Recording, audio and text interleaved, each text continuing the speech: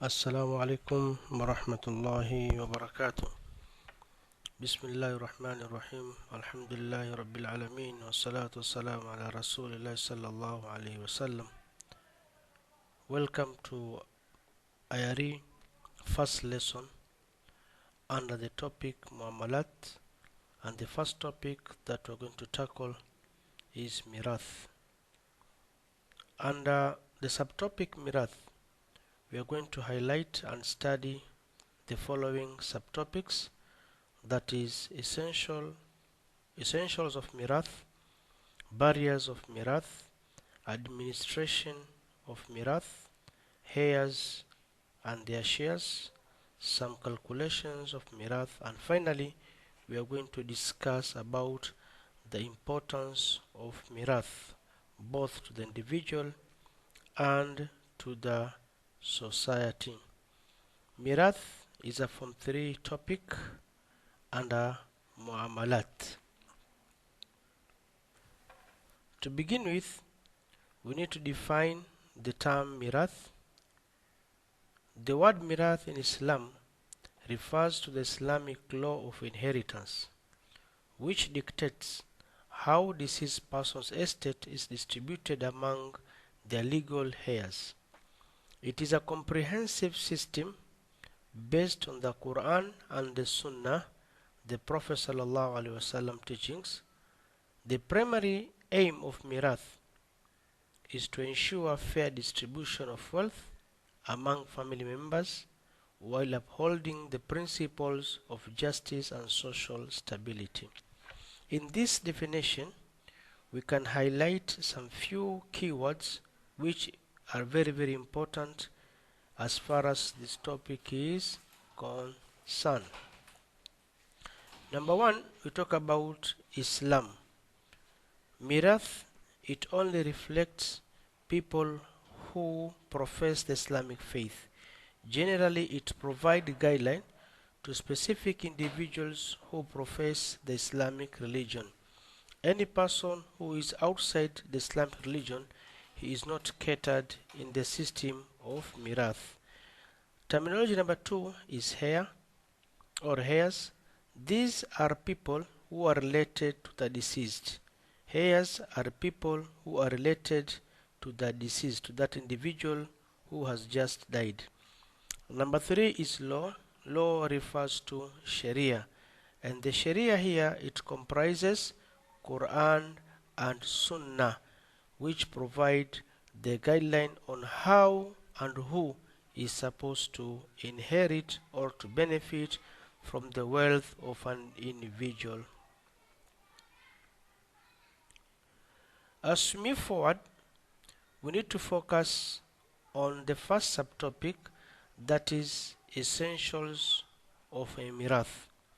In other words, we can talk of what are the conditions for the Mirath, the criteria which makes a person to qualify to inherit or to benefit from the wealth.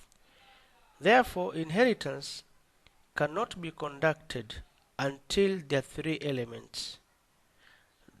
The absence of these elements will make the inheritance null and void. If these conditions are not met, therefore the individual cannot inherit. So number one, we have the death of a person, and number two, we have the heirs, the survival of the heirs, and number three, it talks about the existence of the wealth. So these are three conditions that must be met before a person inherits a property or benefits from a property of the deceased. Number one, death of a person. There must be a deceased person who is supposed to be inherited. Therefore, no inheritance will take place when a person is still alive. Therefore, the deceased must be declared dead either by fact or by law. By fact is when the doctors or in some individuals they have declared or the body it is available is seen and it is proven that it is lifeless. Therefore, the procedures for inheritance will start from there. Or sometimes it is declared by law, the Shari'ah. This happens when a person has disappeared or no one knows about his whereabouts for a long period of time. The Sharia will follow specific guideline to declare the individual is dead as far as this category is concerned. And then the deceased must be the owner of the wealth. The deceased must be the owner of the wealth. So this is the category number one, death of a person. Number two, we talk about survival of the heirs. As we have said earlier, heirs are people who are related to the deceased. Their relationship is either through blood or marriage relationship or a bond of marriage.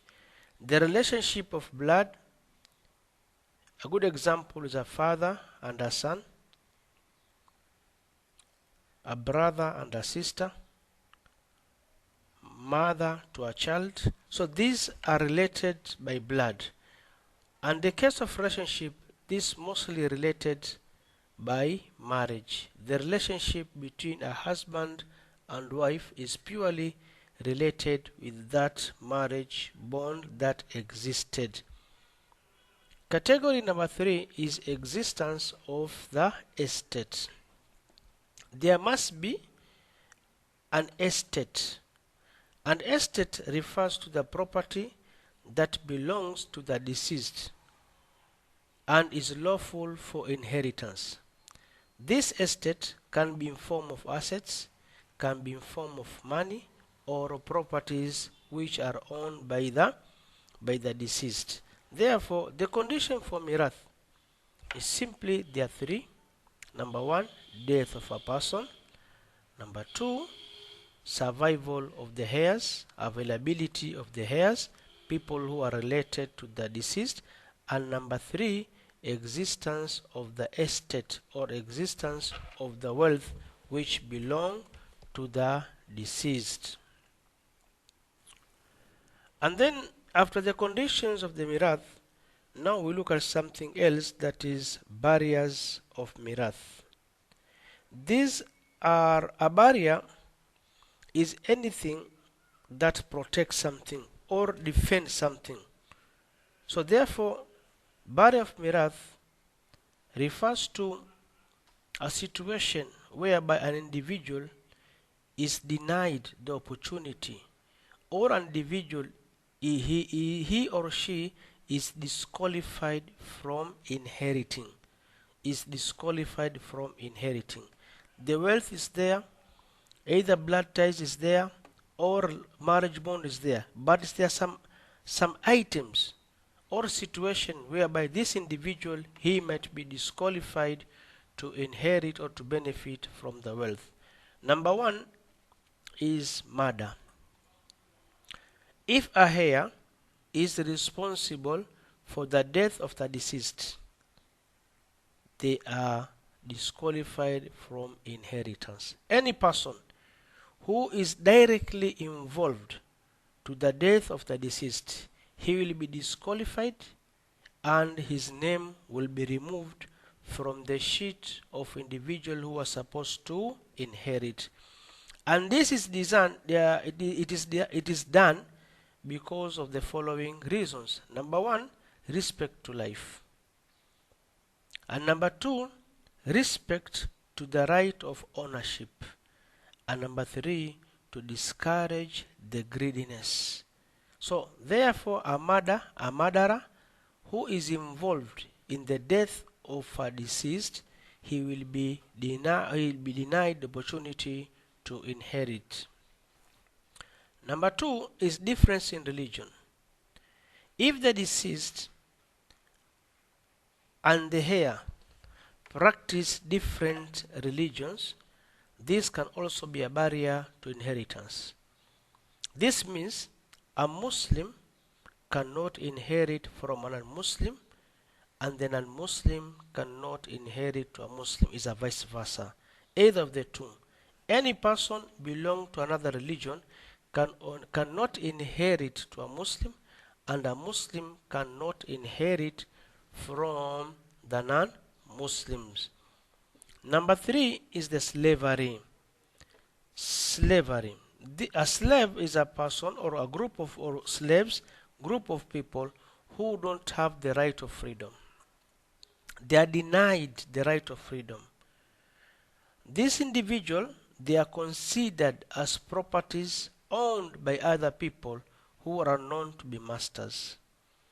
The same slaves, they don't inherit, neither their properties are inherited by their family members. When a person loses the right of himself, he is considered to be an item to someone else or a property to someone else. Therefore, the properties of his family members cannot share with him because the master will take it. But in this case, nowadays we don't have slaves, but the Sharia has already provided, since during those time the slaves were there. Therefore, slaves cannot inherit from their family members. So the barriers of mirath are 3. We have the murder. Number 2, difference in religion. And number 3, we have slave or a state of slavery. As we proceed, now we come to a very sensitive part, administration of the wealth of the deceased. This refers to the procedure to be used, or it may mean the protocol to be used during the process of inheritance. When a person dies, we cannot just rush and distribute the wealth to the heirs. There is a procedure or the protocol which must be followed and must be respected. So during the administration of wealth, we are going to look at clearing of the funeral expenses. And number 2, we are going to consider the debts. And number 3, we are going to consider the fulfillment of wasiya or bequest in case there's any wasiya. Let us look into details about the funeral expenses, what it entails. Islam teaches that if a deceased has any money, then the expenses for preparing for his burial should be paid from his money. These expenses must be reasonably and strictly conform to the Islamic teachings. They include washing, shrouding of the body, transportation, and the burial exercise. If at all the deceased has enough money and the family members are poor, therefore his money can be used to cater for the expenses of the funeral, because these services, they must be done for every Muslim who has died. Therefore, we're going to assume the amount of money which will be used for that exercise. However, these expenses must be reasonably and strictly conform to the Islamic teachings. Therefore, no israf, no exaggerations. No israf or exaggeration to these procedures or these expenses that might be used. Another one is settlement of debt or clearing of debt. After the burial expenses are settled, it is now important that all the debts owed by the deceased are paid off. All, either they are big loans or small loans, much or less, As long as it's a debt, it must be cleared before the wealth is distributed from the deceased to the heirs. And these debts can be loans, they can be money owned by people or any other unsettled debts. And this also can include a dowry in case the husband has not cleared the dowry. So the wife can demand as long as there's clear evidence that this person has not cleared the dowry, so that the wealth can be used to clear the dowry of the wife. Number three is wasiya. A wasiya is a document prepared by a Muslim to indicate how individual can benefit from his wealth. And this document can be prepared either verbal or written, as long as there are reliable witnesses, so that he indicates clearly who and who they can benefit from his wealth, as long as they are not the immediate heirs. At the same time, wasiya to be valid, it should not exceed a third of the total of the net of that wealth or estate is there. So we need to be very considerate here that there are two important issues as far as wasiya is concerned. Number one, the heirs are barred from the wasiya, as the Prophet ﷺ has said, La wasiyata liwarith.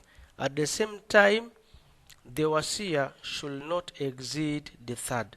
The reason why wasiya should not exceed the third, it is because we should not disadvantage the heirs. We should not disadvantage the family members who are left behind. After wasiya has been deducted, now we are going to have the remaining property that is shared out by the heirs. This is distributed according to the specifications of the Quran, and as well as according to the specification of the Quran and the Sunnah of the Prophet sallallahu alaihi wasallam. No one will get any amount of money, not unless it is well stipulated in the Quran how and who is supposed to share.